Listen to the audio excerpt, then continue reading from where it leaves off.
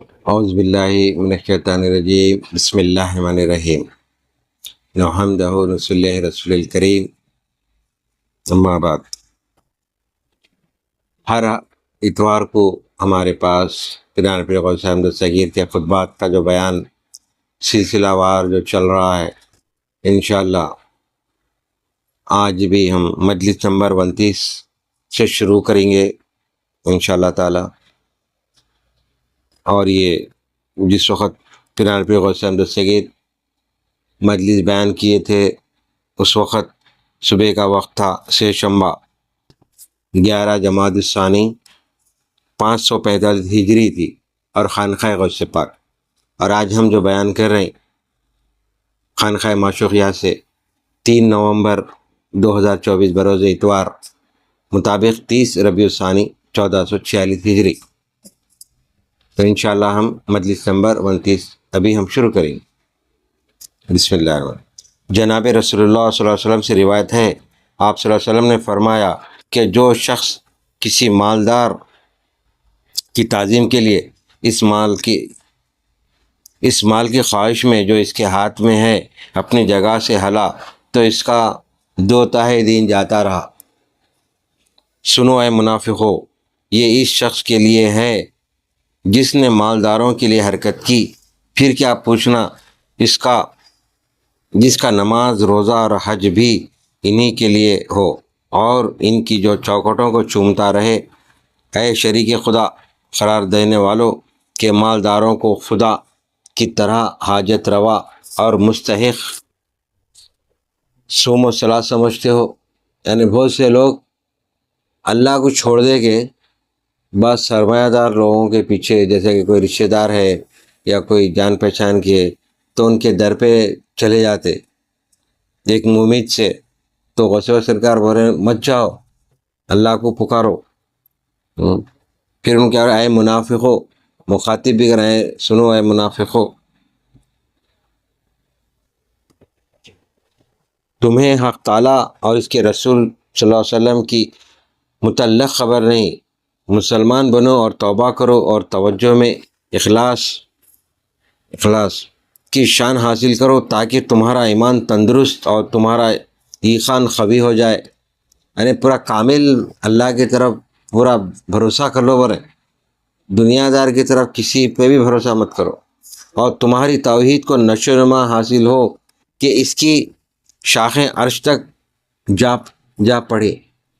یعنی تم اگر اتنے مضبوط ہو جائیں گے ایمان میں تو تمہاری شاخیں عرش تک جا پڑیں، یعنی اللہ تعالیٰ تم کو اپنے قرب میں لے لیں گا۔ مطلب یہ صاحبزادہ جب تیرا ایمان پرورش پا جائے گا اور اس کا وراثت اور اس کا درخت اونچا چڑھ جائے گا تو اللہ تعالیٰ تجھ سے اور ساری مخلوق سے بے نیاز بنا دے گا۔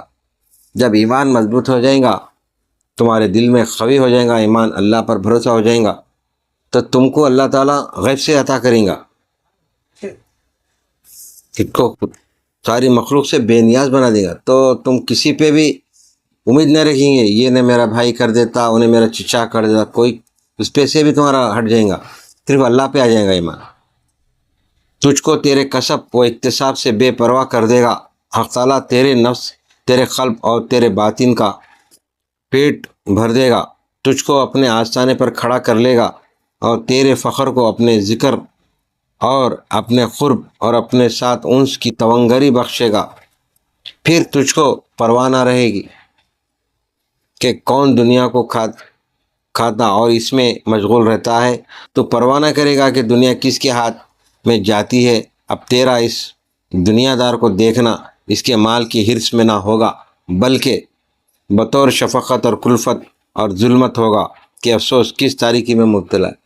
یہ بات پہلے نہیں بیٹھتی، پہلے یہ بیٹھتی، ابھی کم عمر ہے تم لوگ، بڑے بڈھے بھی ہو جاتے لوگ تو بھی ان کے دل میں تمنائیں، حرص، ہوس، خواہشات بھرے ہوئے رہتے۔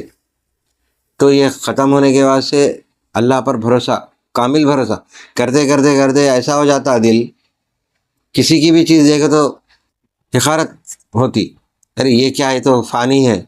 بڑے جیسا کہ 30 منزلہ 40 منزلہ عمارت دیکھ رہے، پہلے دنیا داری میں جب رہتا تو دیکھ کے وہ کرتا تھا ارے اتنی 30 منزلہ بلڈنگ میری رہتی تو اچھا تھا. جب انہیں اللہ کے ذکر میں، فکر میں، عبادتوں میں رہتا تو اللہ کا قرب جب حاصل ہوتا تو اس سے اس کو نفرت ہونے لگ جاتی. ارے چھوڑ کے جانا ہے، کس کو کیا کرنا ہے چھوڑو. تو اس پہ آ جاتا ہوں ایک وقت کہ افسوس کس طریقے میں مبتلا ہے. تو افسوس یہ کرتے رہے بیچارہ، دیکھو دنیا داری میں ملوث ہے، افسوس ہے اس پہ. بلکہ جب افسوس کرتے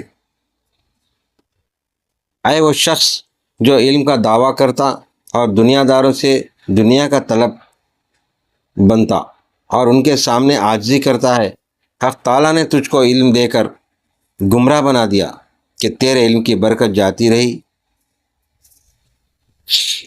اس کا مغز جاتا رہا اور پوست باقی رہ گیا.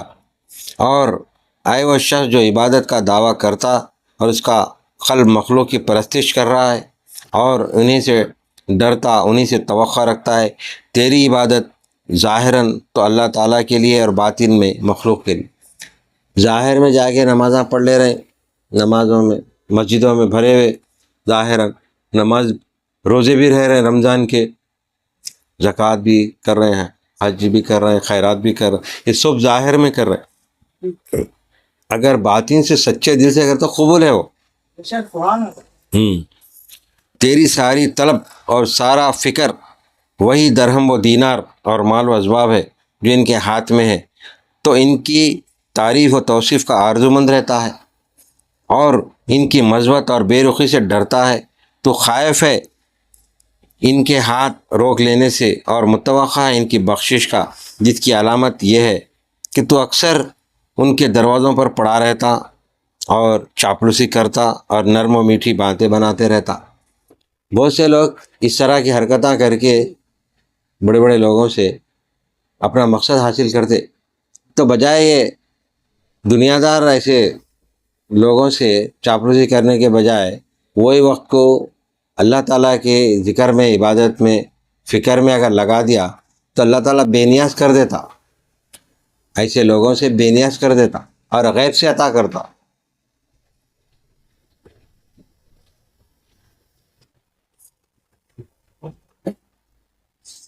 تجھ پر افسوس کہ تو مشرک ہے، منافق ہے، ریاکار ہے، بد دین ہے اور زندیق ہے. تجھ پر افسوس ہے، اتنے چیزیں اس کے ساتھ ہے، اتنے نام اس کے ساتھ لگے ہوئے، خود اس کو پتہ نہیں ہے. کیوں؟ اس کو علم ہی ہے چیزوں کا، علم حاصل کرنا ہے. اب جیسا کہ علم ملا ہے چیزوں کا، اب عمل کرتے تم لوگ، جتنے لوگ سن رہے ہیں عمل کرتے، ارے ہاں ایسا کرنا، ہرس ہوس کرنا، چاپلوسی کرنا کسی بندے کی جا کے، یہ کیا ہے؟ اس کو اللہ سے دور کر دیتا. منافق ہے، ریاکار ہے، بددین ہے اور زندیق ہے. تجھ پر افسوس ہے، ملمہ کاری کی بھڑک کس پر پیش کر رہا ہے؟ کیا اس ذات پر جو آنکھوں کی خیانت اور سینوں کے راز سے آگاہ ہے؟ تجھ پر افسوس ہے کہ نماز میں کھڑا ہو کر اللہ اکبر کہتا ہے کہ اللہ سب سے برتر ہے. کیا بولا انہیں؟ اللہ اکبر، تو اللہ ہی برتر ہے، اللہ ہی بڑا ہے، اللہ سے بڑا کوئی نہیں. کیا کر رہا؟ زبان سے اقرار کر رہا، حالانکہ تو اپنے قول میں جھوٹا ہے. اللہ اکبر بول کے جو رکعت بن رہے ہیں، اللہ اکبر بول کے رکوع میں سجدے میں جا رہے ہیں، بول رہا خالی منہ سے اللہ ہی بڑا ہے، اللہ ہی برتر ہے، اس سے بڑھ کے کوئی نہیں بول رہا، مگر پھر باہر نکلتے عمل میں کیا کر رہا؟ اس کی مخالفت کر رہا. سمجھ رہے ہیں؟ اس کی مخالفت کسی اور کو جا کے اپنا بنا لے رہا خدا، انہیں کر دیتا میرا کام. تو اس سے بچو بر ہے، فرما رہے غوث پاک کر رہا ایسی چیزوں سے بچو، اللہ سے ہی مدد طلب کرو. حالانکہ تو اپنے قول میں جھوٹا ہے، کیونکہ مخلوق تیرے قلب میں حق تعالیٰ سے برتر ہے. اللہ سے توبہ کر اور کوئی نیکی اس کے سوا کسی کے لیے مت کر، نہ دنیا کے لیے اور نہ آخرت کے لیے. اس گروہ میں سے مت بن جو اس کی ذات کے طلب ہیں. ربوبیت کا حق ادا کر، کوئی عمل نہ حمد و ثنا کے لیے کر، یہ عطا و منع کے لیے. تجھ پر افسوس ہے، تیرا رزق نہ کم ہو سکتا ہے نہ زیادہ. بھلائی اور برائی جو کچھ تیرے لیے مقدر ہو چکی ہے اس کا آنا ضروری ہے. یعنی تم کچھ بھی کر لو، جا کے لوگوں کی چاپلوسی کر لو، ان کے جا کے کچھ بھی کرو، تم کو ملنے والا کچھ نہیں ہے. اللہ تمہارے مقدر میں جو لکھ دیا وہ مل کے رہنے والا ہے. تو اللہ ہی کی عبادت کرو، اللہ سے مدد طلب کرو.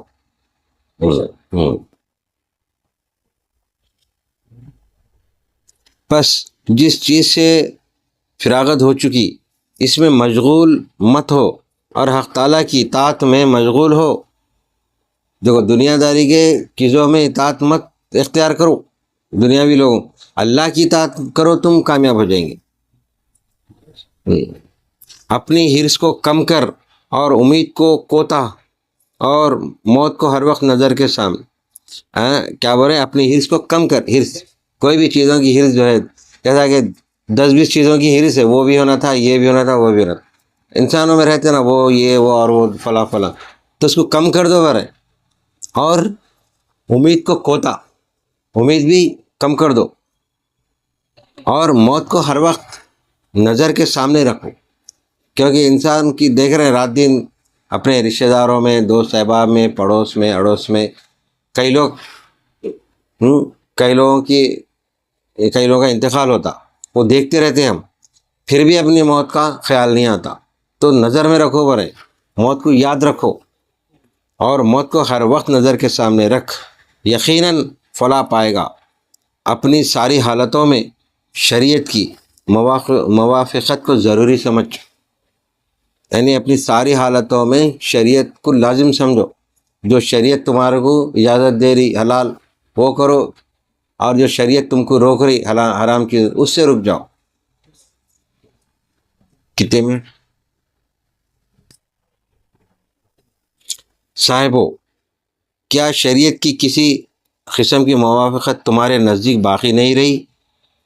تم اس کو چھوڑ چکے ہو اپنے ظاہر اور باطن دونوں کے ہاتھوں سے، اور پیچھے لگ لیے اپنے نفسوں اور اپنی خواہشوں کے، اور حق تعالیٰ کی دن بدن بردباری سے دھوکہ کھایا. وہ عذاب اور سزا کو تم سے دنیا میں اٹھائے ہوئے ہے، اور آخرت میں تمہاری ہر جانب سے اس کو نازل فرما دے گا. فی الحال دنیا میں انسان جو کر رہا اللہ تعالیٰ دیکھ رہا، ابھی کچھ نہیں کرے گا. جب موت کے بعد جب وہاں کا نظارہ دیکھیں گے تو جب صادر ہوئیں گے سزائیں، تجھ کو پکڑے گا اور گرفتار کر لے گا. پھر تجھ کو موت آئے گی اور خبر میں اترنا ہوگا. بس اس کی تنگی اور اس کا عذاب تجھ کو پیش آئے گا، اور قیامت تک تو اسی میں مبتلا رہے گا. اس کے بعد تیرا جسم دوبارہ پیدا کیا جائے گا. جس طرح اللہ تعالیٰ پہلے ایک خطرے سے، جس طرح ماں کے پیٹ میں بنا، تو انہیں ماں کے پیٹ میں 9 مہینے کے بعد جب زمین پہ آیا تو 1 کلو کا رہتا، آدھا کلو کا رہتا، اس کے بعد میں جب بڑھتے انہیں 100 کلو تک پہنچ جاتا. تو کیسے اللہ کی قدرت ہے، اس کو ہاتھ پاؤں جسم آنکھ ناک ہر وہ خوبی دے دیتا. جسم کے اندر پوری ہڈیاں، پورا گوشت، ہر وہ چیز، ہر وہ نعمت جو ہم بیان نہیں کرتے، تمام چیزیں دیتا. تو اس کے بعد تیرا جسم دوبارہ پیدا کیا جائے گا، اور تجھ کو